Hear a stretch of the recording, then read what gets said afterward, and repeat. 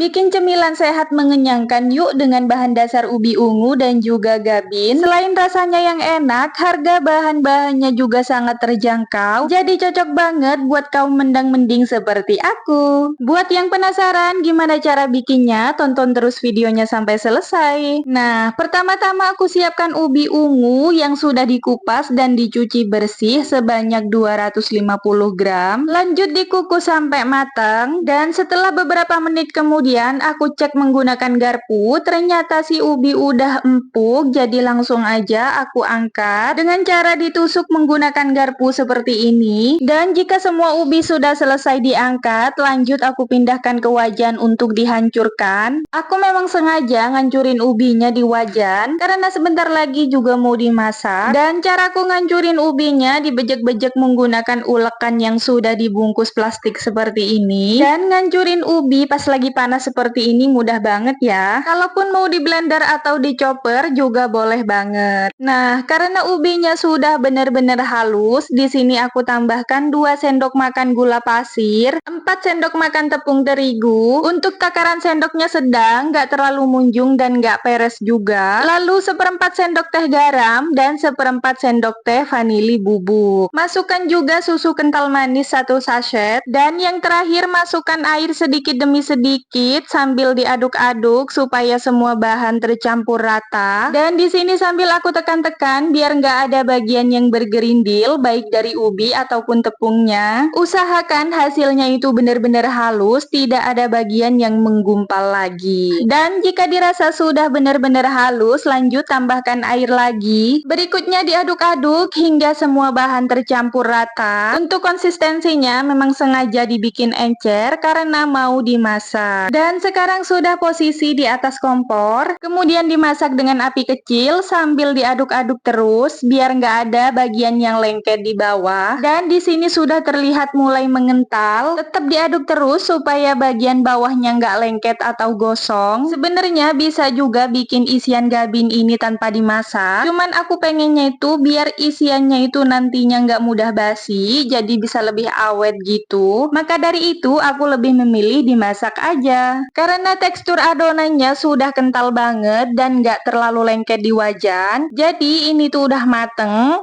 langsung aja dimatikan kompornya. Kemudian aku pindahkan ke mangkuk dan diamkan dulu biar agak dingin. Setelah beberapa menit kemudian, fla ubinya udah dingin, boleh diaplikasikan ke gabinnya. Gabin yang aku pakai seperti ini, harganya lebih murah dan isinya juga banyak. Tapi untuk gabin jenis ini ukurannya lebih kecil dan nggak ada gulanya. Dan malah bagus banget biar pas digoreng nggak cepet gosong. Sekarang aku ambil fla ubinya sedikit demi sedikit, kemudian dioleskan ke gabinnya. Nah, jika sudah seperti ini udah cukup. Lanjut ke gabin yang lain, diolesi dengan fla ubi ungunya. Ratakan dengan perlahan biar gabinnya nggak pecah. Dan untuk hasilnya kira-kira seperti ini udah cukup. Dan di sini aku kelupaan untuk nyiapin kejunya, jadi ya udah aku siapin sekarang aja. Aku pakai keju lembaran yang seperti ini untuk isian gabinnya, lalu dipotong menjadi 2 seperti ini. Karena ini bentuknya persegi panjang, jadi aku potong lagi menjadi persegi seperti ini. Jadi 1 lembar keju itu bisa jadi 4 potong. Setelah itu aku letakkan di tengah-tengah fla ubinya. Lanjut rekatkan keduanya secara perlahan biar nggak pecah. Jadi gabinnya ini memang perlu agak ditekan